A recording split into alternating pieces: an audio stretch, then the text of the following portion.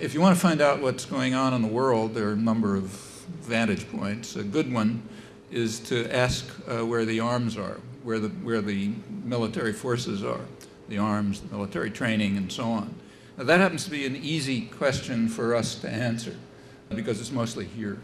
You know, we have good information about it. It's one of the good things about the country is that it's unusually free in providing information, so we know what it's doing. By far the biggest military forces in the world are in the United States. In fact, they overwhelm the rest of the world together. The flow of arms in the world is mostly from the United States, overwhelmingly from the United States. If we look where it's going, we can get a good sense of many of the important things happening in the world.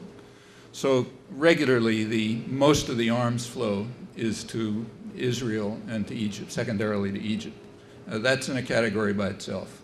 Same reason the U.S. military intervention forces for many years have been poised towards the same region. That has to do with the world's energy resources and making sure that they're controlled by U.S. energy corporations and accessible on terms that the masters of the U.S. economy want. So that's one category. If we put that category aside and ask who's in the lead, well, in 1999, Colombia took first place. It moved into the lead in receiving the military aid and training from the United States.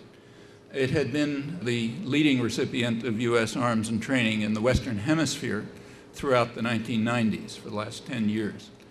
It has also had the worst human rights record by far in the Western Hemisphere during these years. Actually, that correlation is one of the best correlations in contemporary history. For decades, there has been an extremely close correlation between U.S. military aid and torture and terror and massacre. If in any free society you'd be studying this in elementary school, certainly in college, it's a very important correlation that should be known and understood by the people who are paying for it, people like us. And the correlation remains, and it'll get worse. Colombia reached the peak, both in human rights violations and military aid, in 1999, went up this year. It's going to go up again next year. Unless we can stop it, it'll go up another $1 billion or more under Clinton's Colombia plan, shoot way in the lead. Who was in the lead before Colombia? That's interesting, too. In the lead before Colombia was Turkey. And military aid to Turkey tells you a story that helps explain why Colombia is now in the lead. Turkey is a U.S. ally and strategic military ally and strategic outpost. So it's been getting a lot of U.S. military aid and trainings since the end of the Second World War. But it remained more or less steady until 1984. In 1984, it shot up.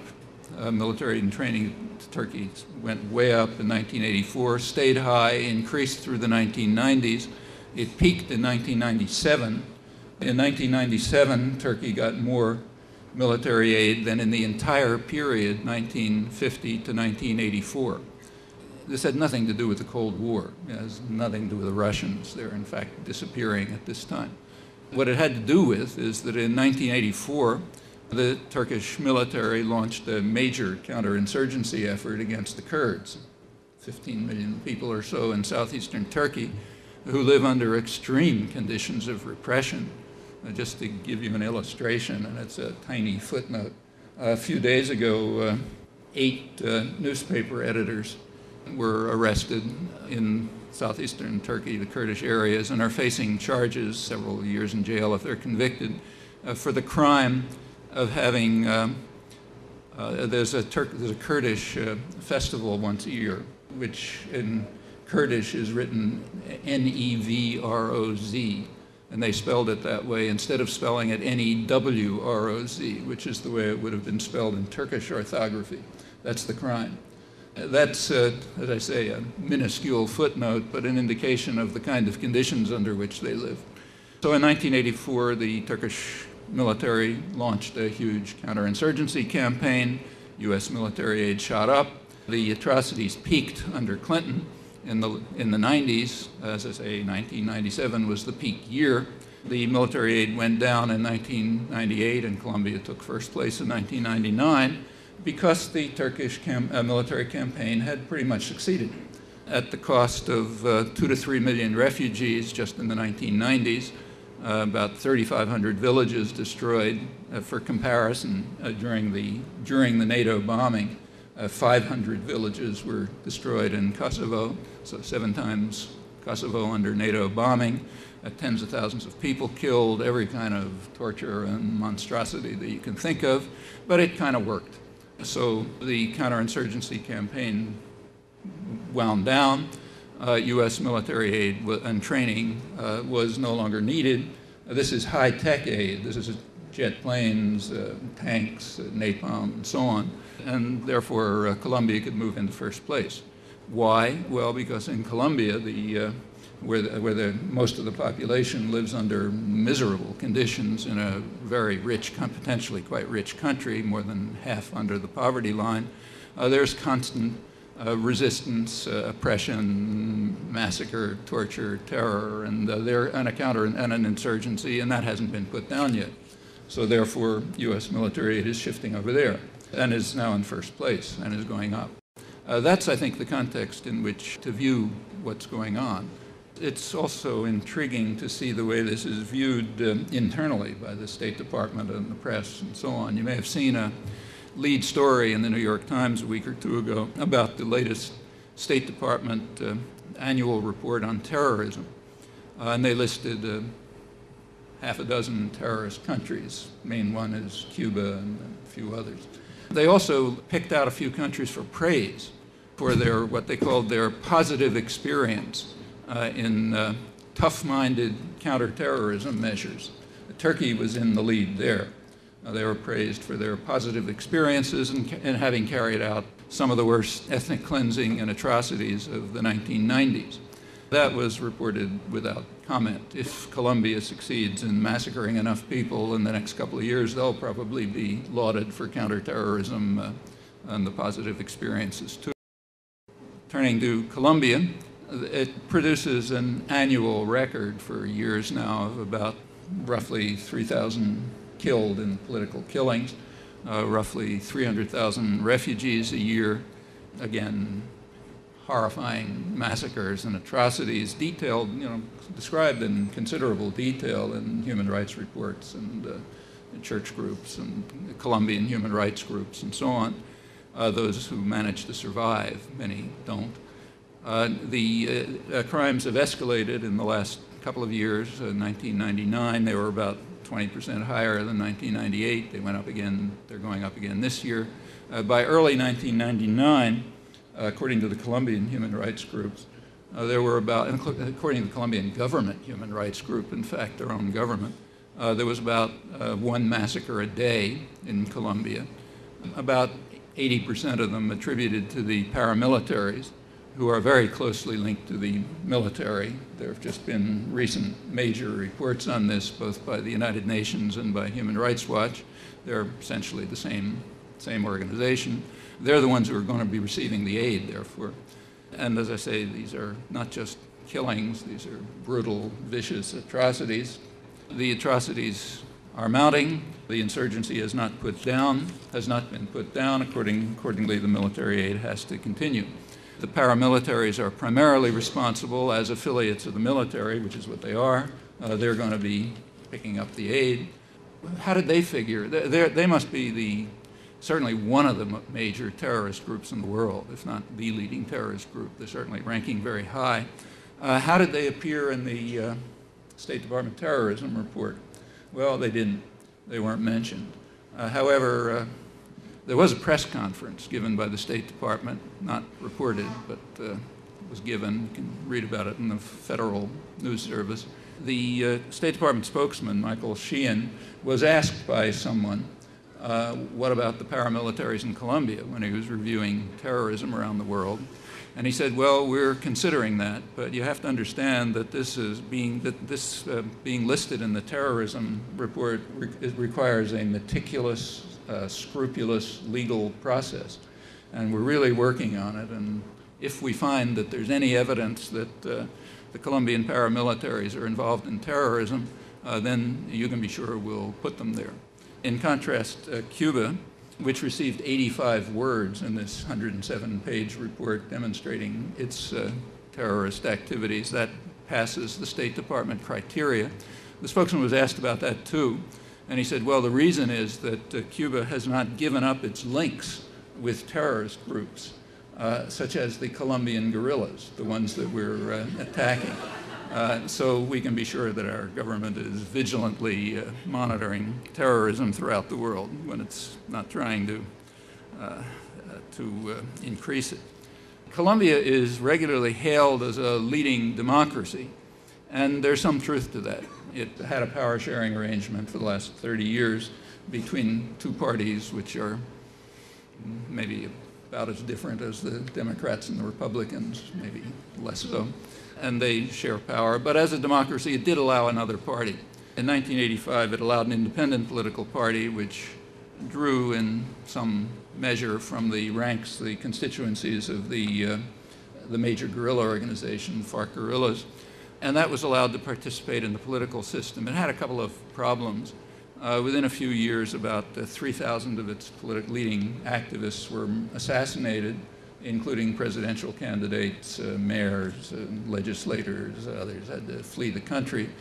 But it was allowed to participate, so it's a democratic country, and it deserves the plaudits we give it. The guerrillas drew their own conclusions about the options for participating in the political system. The U.S. government drew opposite. The Clinton administration was particularly impressed with President Gaviria, who was presiding over most of these atrocities. They described him as very forward-looking in helping developing democratic institutions under conditions of great danger, which was true. They didn't add that the danger was mostly due to his administration and our support for it. He was also, they said, forward-looking in carrying out economic reforms and helping integrate Colombia into the international economy. Know how to decode those words. And as a result of these forward-looking attitudes, the U.S. insisted that he be appointed Secretary General of the Organization of American States, as he was. This is a rich country. It's a country of enormous resources. Latin America is the area of the world that has the worst distribution of wealth anywhere. Very high concentration of wealth and land ownership, enormous poverty in the midst of plenty of wealth. Colombia probably has the record in Latin America for inequality, for concentration of wealth, land ownership, massive poverty. It's gotten considerably worse in the last 10 or 20 years as a result of the so-called neoliberal policies, which have concentrated wealth even further, increased poverty and misery. As I say, it's now past over 50% living under the poverty line, which is extremely low. This has always, having nothing to do with drugs, long before there were drug issues, this has been the source of enormous violence. Peasant revolutions, massive terror and destruction. It's been going on for a long time, in fact, for 100 years. It got worse, much worse, in the early 1960s, changed radically. In the early 1960s, the U.S. moved in force under the Kennedy administration. This was part of Kennedy's general program, which it focused a lot of attention in the administration on Latin America. And one of the most important things they did with a long-lasting effect was to shift the mission of the Latin American military, which is essentially controlled by the United States. So they shifted the mission of the military from hemispheric defense to internal security. Those are the technical words. Hemispheric defense was a holdover from the Second World War. There was nobody to defend the hemisphere against except Washington, and that's not what they had in mind. So it was hemispheric defense was kind of just a cover for having big armies. Internal security is no joke, though. That means war against your own populations, and the new policies and the new armaments and training that went along with them, in fact, led to a major war against the populations of the Western Hemisphere, from the Southern Cone and Chile and Argentina up to the Caribbean and Mexico. Terrible atrocities. They peaked in the 1980s with the wars in Central America, which I don't have to talk about. Colombia was one of the places targeted for these changes. In 1962, a U.S. military mission went to Colombia headed by General Yarborough, a Special Forces general, and he gave advice to the Colombian military about how to deal with the internal problems they were having. The advice was to develop paramilitary and terrorist activities. Those are the terms of the report. Paramilitary and terrorist activities against known communist proponents.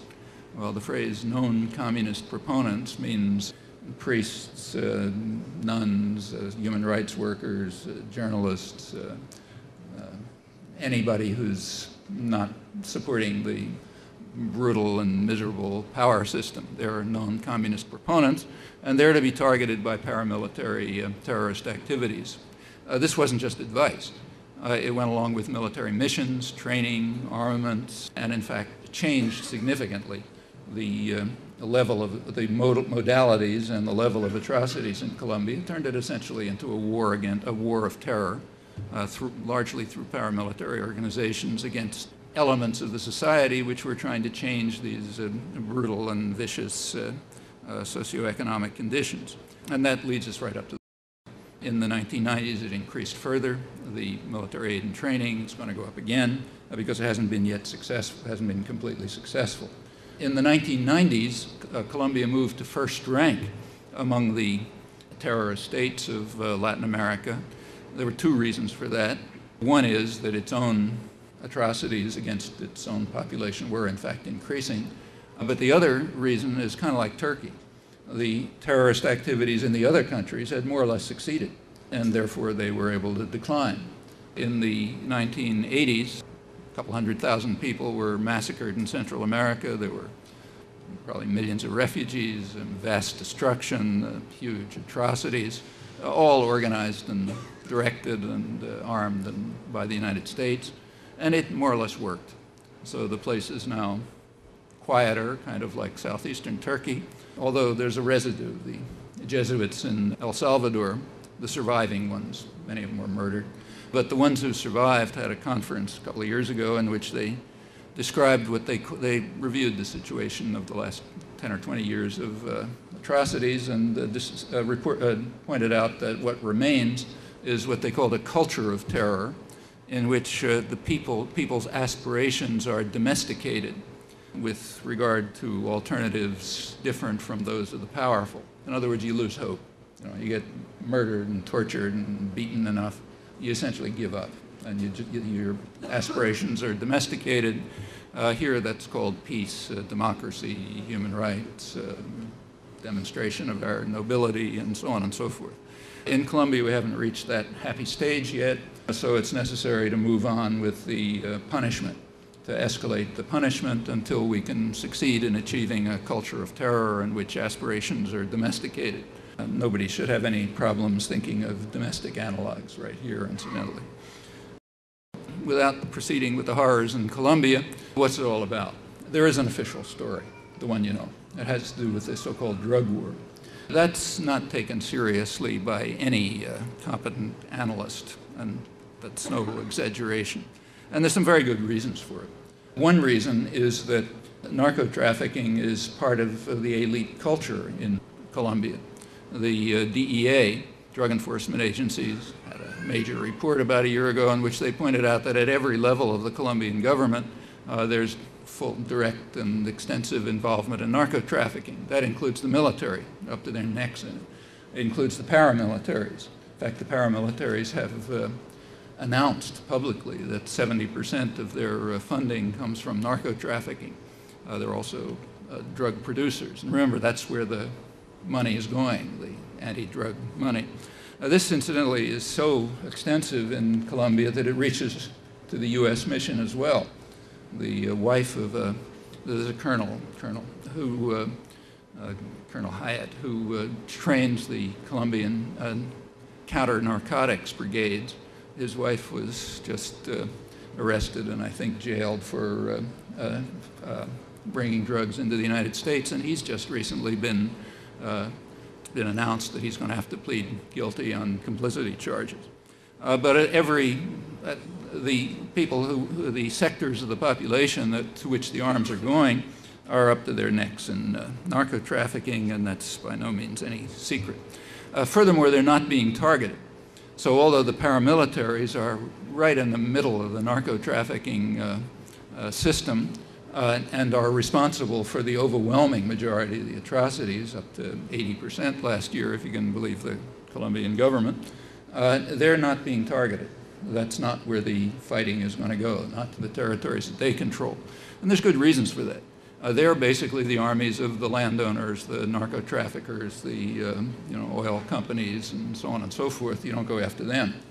The Colombia plan, Clinton's Colombia plan, is specifically directed against the areas that happen to be under guerrilla control, peasant areas under guerrilla control. The guerrillas, the FARC, are called, there's a term for them, they're called narco-guerrillas in the United States. Paramilitaries are not called that.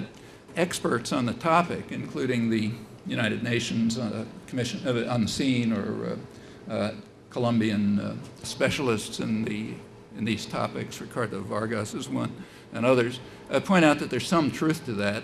As the guerrillas themselves say, they tax coca production, but they tax everything. So everything that's produced in their areas, they tax, and since a lot of what's produced in their areas happens to be coca, they tax that. They have also been calling publicly for a long time for programs to develop alternative crops so that peasants won't be forced to produce coca. That's not part of the Colombia plan. Clinton's Colombia plan has a few dollars out of the 1.7 billion for alternative crops, but excluding the guerrilla-controlled areas, so not a penny goes there for the alternative crops that the guerrillas and the peasants have been publicly requesting for years. No big secret about that. Incidentally, the Colombian government is also requesting it, but is being disregarded. The U.S. insists on measures that even the Colombian government is opposed to, including experimental biological warfare programs and chemical warfare, which are now being carried out, and of course military operations. That's a U.S. program. It's not the Colombian program. They have to go along. They haven't got any choice. Why are the peasants producing coca? Well, that's well known. The areas where the coca is being produced, often the Amazon jungle, these are areas to which peasants were forced. They were driven off their lands by armies, paramilitary forces of the landowners, the narco-traffickers, and others, who by now have taken over most of the productive land in Colombia. And the peasants are simply driven to marginal areas, like opening up new areas in the tropical Amazon. And there's not a lot you can do there. One of the few things that they can do is then survive, you try to survive, is to plant coca, for which there's a steady market. So that's one of the reasons. There are other reasons. Colombia was a wheat producer at one point. That ended in the 1950s. It ended in the 1950s because of a program that we're very proud of here called Food for Peace. Food for Peace is a program which compels U.S. taxpayers to pay U.S. agribusiness to flood poor countries with subsidized food, which drives out peasant producers, and provides what are called counterpart funds. Funds go to the government, which they usually spend for either enriching the rich or for the military forces so that they can kill the peasants who are driven off the land. That's called Food for Peace. The Food for Peace program in Colombia in the 1950s undermined and destroyed Colombian wheat production. So that's one reason why peasants don't produce wheat. There are, however, deeper reasons, and they're worth thinking about. They're very closely related to things going on in Seattle and Washington and on the front pages and so on. Back in the, as you know, in the 1950s and the 1960s, many countries were liberated from direct imperial rule. How liberated they were, you can ask, but at least they underwent a process of decolonization and they gained a degree of independence. By the 1960s, they were a strong enough force in the world so that their voices could be heard. Incidentally, that ended with the end of the Cold War. Perhaps the major effect of the Cold War, the end of the Cold War, was that it eliminated the possibilities for non-alignment, for independence, for the South, so-called South, the former colonial countries. as long as two gangsters were running the world, one global gangster and one regional gangster, it was possible, there was a certain space for independence. When the regional gangster disappeared and the global gangster runs the whole world, that's gone. And you can see it very clearly, so all sorts of indices. One index is foreign aid, which was never very high, but since 1990 has been declining everywhere, and in the United States, which has the worst record among the industrial countries, essentially. Another index, which is quite revealing, you just didn't hear about last month. The non-aligned countries had two, which represent, they account for about 80% of the population of the world. This is not a small group. They had two major meetings, one in Havana and one in Cartagena in Colombia, in which they came out with quite important statements, which were not published here. In fact, the Colombia meeting wasn't even mentioned. I had a friend do a database search on it.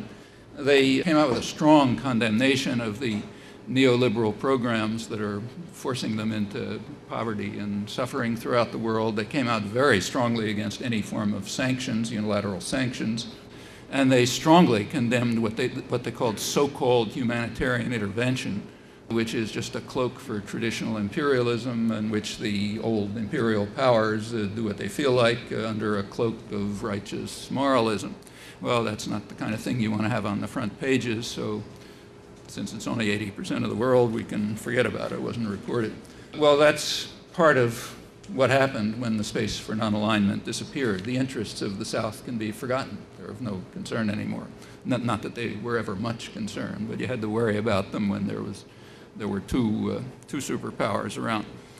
In the 1960s, the non-aligned countries were strong enough to issue a call for what they called a new international economic order, a form of globalization, in other words, a form of globalization that would, as they described it, respond to the concerns and the needs of the overwhelming majority of the people of the world.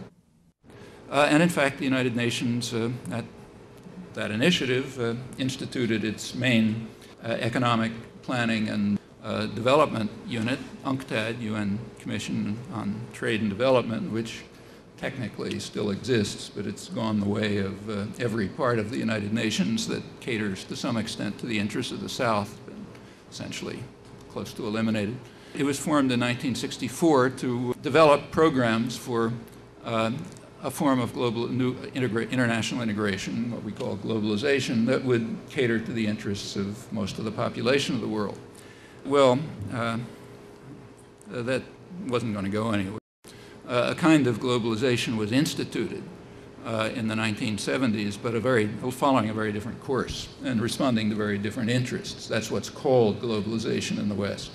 It's a form of international integration which has at most incidental concern for 80% of the population of the world and has great concern for private corporate power and elite elements that are connected to it. That's what we call globalization.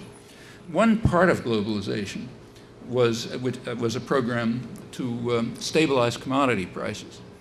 For third world countries, for the countries of the South, which are mostly primary producers, that's extremely important. If commodity prices oscillate wildly, take say coffee, which is the second major commodity in world trade after oil. If the price, and for Colombia, a huge product. If coffee prices go up and down very sharply, it doesn't affect agribusiness very much. So if you're a big agribusiness company, you can take a loss one year in your coffee production and make it up somewhere else. But suppose you're a small producer, suppose you're a peasant producer. You can't tell your children, don't bother eating next year, maybe there'll be some food the year after. That doesn't work. So if commodity prices oscillate wildly, it drives poor producers out of coffee production or other primary production. Notice that the stabilization programs are not at all unusual. Every rich country has them. The United States, for example, has massive programs of subsidy to mostly agribusiness to keep prices more or less stable within some range. It just reached a record last year of $25 billion, going up even higher this year. Same with the European Union, same with Canada. Every rich, powerful country has programs like this. But there's a kind of a law of economic history, which not many people are taught in economics courses, which is that economic development and growth depends very heavily on the massive state sector, which violates market principles, but in a very carefully calculated direction. It provides support for the rich and powerful, but those devices are not available to the great mass of the population, to the poor. They're not allowed to have them. And this was a case in point. So commodity stabilization programs paid for by taxpayers are fine for, say, agribusiness in the West, but they're not permitted for poor producers in the South. So the UNCTAD program to stabilize commodity prices was destroyed with the immediate and understood consequence that it would drive poor people to produce something for which there is a stable market. Yeah, and there is one. It's called coca, poppy, marijuana. So they're driven to that by these policies. That's gotten a lot worse in the last 10 or 20 years under our what's called globalization, the neoliberal policies. Countries of the South, most of the world, are compelled to accept what are called rational economic programs, which means to open up their borders to imports from the rich countries. So to open the borders to highly subsidized agribusiness exports, which will, of course, wipe out their agricultural systems. That's happening all over the world, from Mexico down to the south of Latin America to Africa and so on. So you open your borders under what's ludicrously called free trade to imports from highly subsidized Western agribusiness. And then the peasants who are driven out of production as a result of this rationality are taught by people who studied at Harvard and places like that. They're taught that they're supposed to be what are called rational peasants. There's a whole theory of rational peasants.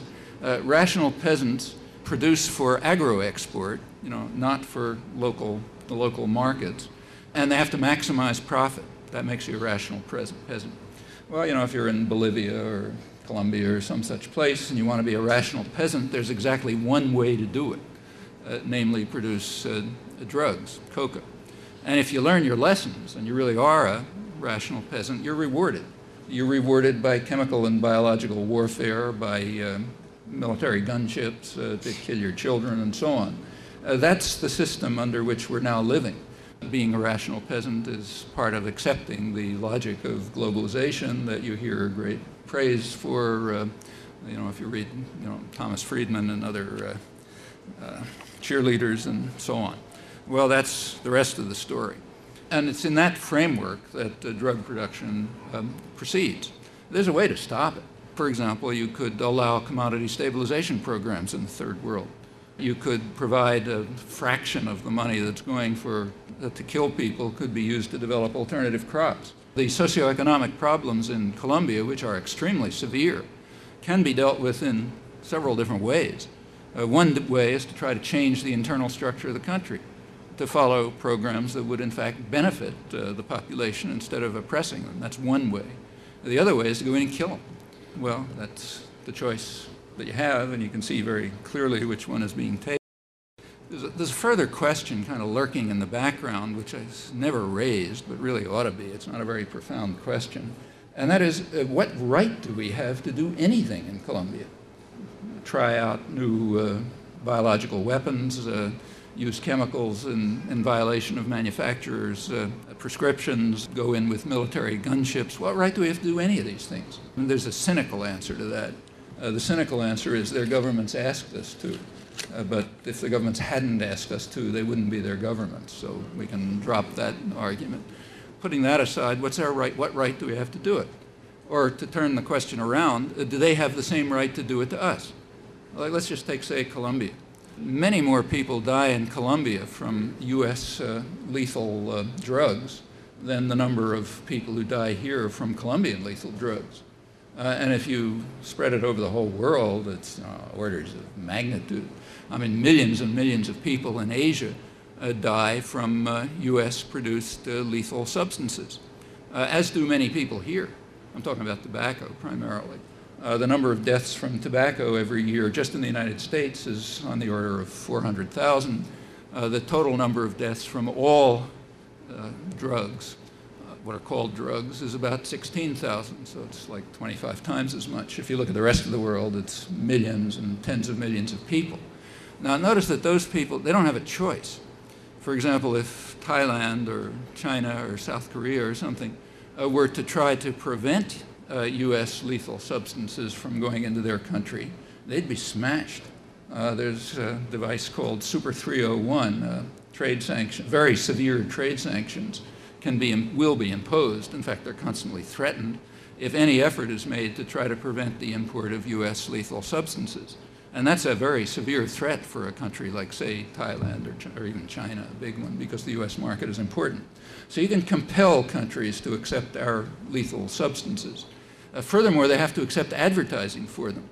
So if any of these countries try to prevent advertising, mostly directed at vulnerable populations, like, say, women and children primarily, if they try to prevent that, again, very severe trade sanctions. The result of this is that US lethal substances are poured into other countries with massive advertising campaigns aimed at the most vulnerable populations, leading to a huge number of deaths, incalculable number of deaths.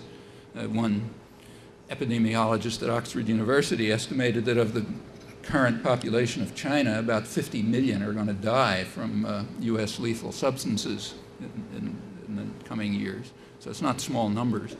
So then the question then arises, well, if we have a right to carry out these campaigns in Colombia, why don't they have a right to carry out chemical and biological warfare and military attacks, say, in North Carolina? It sounds like a simple question, and if the US Air Force won't let them do it, why shouldn't honest American citizens do it? You know, because they can ask the same question. Well, I'll leave that question with you to think about. It's rather striking that it isn't asked. It's not a very profound question. You know, like it's not a question that any junior high school student would have difficulty understanding. But try to find the question raised somewhere. You can ask why. Notice that there is no debate about the character of US lethal drugs. That's accepted. The US Supreme Court really recently determined, in fact unanimously, that tobacco is the leading public health hazard in the United States. It outweighs a huge number of others combined. And they virtually called on Congress to declare it illegal. They can't actually say so, but that's what it amounted to. Other questions arise. How many times recently have you heard about Delta Force raids on, say, US chemical companies in New York, or US banks in New York or Boston and so on? If not, why not? It's well known that they're involved in narco-trafficking, heavily involved. In the 1980s, the CIA published a report, in fact, on chemical exports from the United States to Latin America, pointing out that they're way in excess of industrial needs, and that the ones that are sent are the kind that are used for production of drugs. So what about that? You know, nobody knows how much money goes into narco-trafficking, but it's supposed to be in the order of, maybe $500 billion a year or something like that. It's estimated that over half of it passes through New York banks, US banks. Well, that's not very hard to monitor. In fact, the Federal Reserve System is so well enough organized so that if any deposit of over $10,000 enters anywhere, it's registered. And that can be monitored. In fact, it was done at one point. Back in the late 70s and early 80s, when drug production was really picking up fast in Colombia, nothing like lethal substance production here, it's not a fraction of it, but was mounting. There was an operation. Federal prosecutors in Florida detected sharp increases in the deposits in Florida banks and began an operation called Operation Greenback to determine what it was, although of course everybody knew what it was, to find out what it was and to bring criminal charges against the people involved. Well, that operation was called off by the drug czar of the Reagan administration, a guy named George Bush, and that's the last time there was ever an attempt to look at that. There's much more to be said about this. Of the non-tobacco lethal substances, the one that's fastest growing, the sector that's growing most rapidly is the high-tech drugs, what are called ATS, stands for, I can never remember it, so I wrote it down, amphetamine-type stimulants. There's supposedly about 30 million people, addicts a year. That's more than heroin, cocaine combined. They're mostly produced here, and it's rapidly growing. So there are things we could do here. There's another point, and I'll end with this. This is enough to say that whatever's going on has nothing to do with drugs. I mean, some other purpose, and I think it's obvious what the purpose is. But there's a final point to be made about that.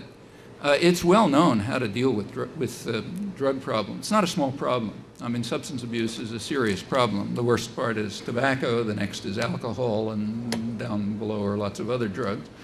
And the way to deal with it is by treatment.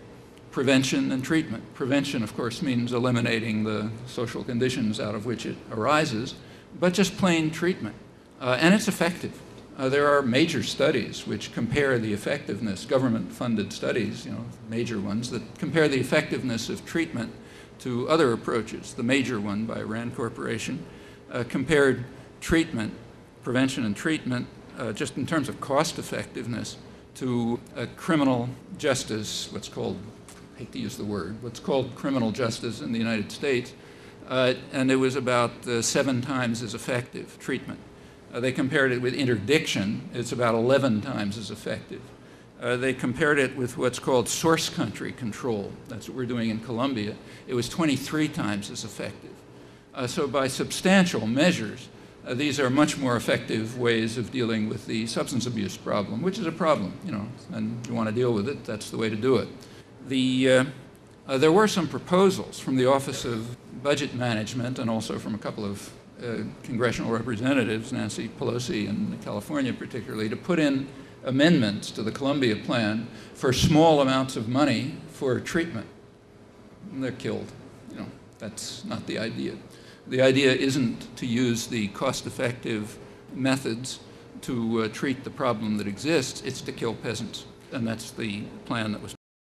Well, for years, it's been pointed out by critics of these programs that they fail to meet their stated objectives. And that's true. They completely fail to meet their stated objectives. And that's recognized on all sides. So what do we conclude, what do you decide when when a program fails to meet the stated objectives? The methods are criminal prosecution at home and mass murder abroad.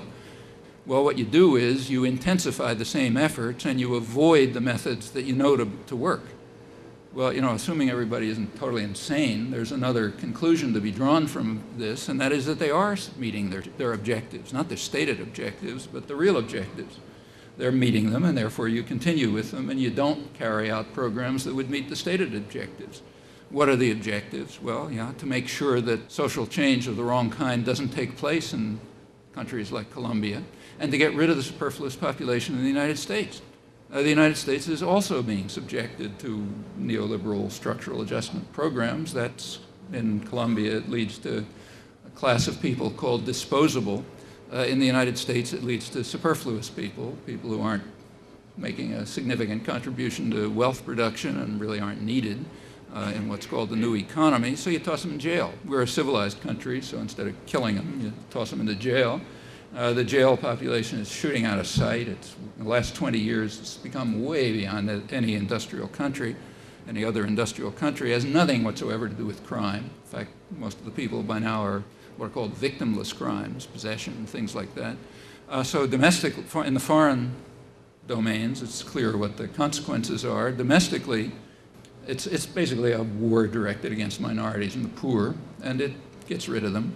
And it has a secondary effect of terrifying everybody else. A lot of people are suffering from the neoliberal programs. So although small sectors of the population have gained from the rather tepid economic growth of the last 20 years, most of them are left out. And they got to be controlled too, and the best way to control people is by fear. That's every dictator, everyone else knows that. If you can frighten people, they're not going to cause too much problems. And the drug war is perfect for that. It makes people frightened, willing to accept authority and power, gets rid of people who are in your way, and provides a cover for the kinds of actions abroad that have been carried out for years under one or another pretext, but always the same. I think that's the framework in which it makes sense to think about and come to understand the Colombia plan.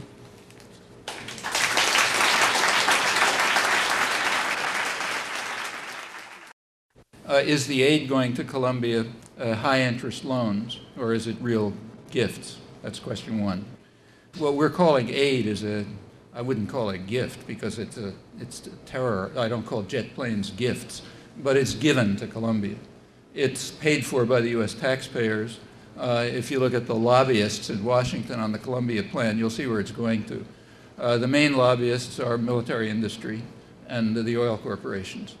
They're lobbying because they want American taxpayers to buy military helicopters, chemical weapons, biological weapons, send arms, and so on, to carry out actions in Colombia which will be in their interest. So Colombia, they'll pay for it, but they'll pay for it in blood, not in dollars. That's the kind of aid that's being given. Aid is a bad word for it. The second question was we should look at Colombia uniquely because of its unique properties, not in the context of places like, say, Turkey. I mean, I partially agree with that. Every place has its own specific problems. But we misunderstand what's going on in the world unless we see the patterns. Remember, we're not talking about the problems of Colombia, Turkey, Bolivia, East Timor, and so on. We're talking mainly about the United States. These problems trace back here. And there are patterns that extend over time and over places. They're adapted to circumstances. Each country is individual. But I think it is extremely significant to notice that, that military aid to Turkey, as I said, I'll repeat it, shot up, not because of the Cold War or anything else, but because of the need to suppress the domestic insurgency, which was a reaction to enormous repression. And that aid, so-called aid, declined when the insurgency was destroyed with extreme brutality, some of the worst brutality of the 1990s. And as it declined and moved from first place, Colombia moved into first place because it's facing the same problems. It has carried out the military and its paramilitary forces, aimed and trained by the U.S., have carried out immense atrocities. Like Colombia now has the largest internal refugee population in the world, outside of Sudan and Afghanistan, I think, third in the world. And the number of killings is enormous and going up. But it hasn't succeeded, so that's becoming in first place. And that's only pieces of a much bigger pattern. I mentioned Central America and others. And I think it makes good sense to look at the global patterns if we want to understand what's happening. But yes, I agree with you that we should look at the specifics of Colombia, and that's, in fact, most of what I talked about. As to the narco-traffickers being pervasive in Colombia, that's not exactly what I said. I quoted the Drug Enforcement Agency of the United States government, the leading agency concerned with drugs, which published a major report on this. And what it pointed out is that narco-trafficking is pervasive at every level of government in Colombia, okay? That has nothing to do with whether Colombians are decent people. Sure, they're very decent people, but they're not at the highest levels of government.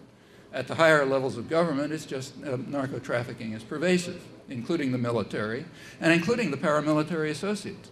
Actually, for the first time, the main paramilitary leader, Carlos Castaño, appeared on television. If you're Colombian, you know this, appeared on television a couple of weeks ago. And he announced publicly that 70%, that's the figure I gave, that 70% of their funding was from narco-trafficking. And as I say, the Colombian government attributes 80% of the atrocities to them, and they're vicious atrocities. So yeah, it's pervasive at the high levels of government and right throughout the military. I mean, just last year, a Colombian Air Force plane was stopped for somebody investigated it for some reason in Florida, and they discovered drugs all over the place and impounded the plane, and a couple of high military officers ended up in jail. That was because it was a random inspection. But it's no secret that the military, the narco-traffickers, the landowners, and the government are all in bed together, and that the paramilitaries are part of it, exactly as they say. You pointed out correctly that part of the problem in Colombia is the consumption here, but that's what I'm talking about when I say that peasants seek to, when peasants are driven to seek agro-export, which has a stable market, they are forced into drug production because there's a stable market, and the stable market is here. And if you want to deal with that aspect of the problem, which we should, there's a way to do it. The way to do it is by prevention, treatment, and elimination of the socioeconomic conditions that lead to it. That's here, and I ended up talking about that. You said that if we fail, last point, if we fail to help Colombia with real aid is going to increase the narco-trafficking problem carried out by the guerrillas. No, I don't think that's quite right. First of all, there's no question of real aid going. We're not giving constructive aid. For example, constructive aid would be the kind of aid that the guerrillas are asking for, and that the Colombian government, incidentally, is asking for. They agreed on this, namely some funding for alternative crops, okay, to allow peasants to produce something other than coca and still be able to survive. So that's being asked for by the FARC guerrillas and the Colombian government. And they're being told, sorry, no, you're going to get chemical and biological warfare and military gunships. Okay? And yeah, that's going to contribute to exactly the same factors that drive people to narco-trafficking. If you make it impossible for peasants to survive, and when they produce the only thing they can produce in order to feed their children, and then you go after them with biological and chemical weapons and gunships, yeah, they're just going to go deeper into the Amazon or across the border into Ecuador and produce more drugs. Yeah, and the narco-traffickers are going to gain by it, and the military will gain. That's more or less the same people, the landowners who've taken over most of the small number of landowners who've taken over most of the wealth of the country. Yeah, they're going to gain, and yeah, there'll be more narco-trafficking. You're right. That's the result of the Colombia plan. Furthermore, it's understood. It is understood that these programs, including the background neoliberal programs that force peasants out of production for local needs, it is going to drive them to producing things like coca. Yeah, it's going to do that. And it's being done with eyes open because they don't care. You know? If that's what happens, fine, as long as the internal injustice remains, as long as U.S. corporations get access to the wealth, free access to the wealth of the country, and as long as there's a way to criminalize the poor population here and get rid of them and frighten everyone else. Those goals are being achieved, and they're being pursued ever more intensively.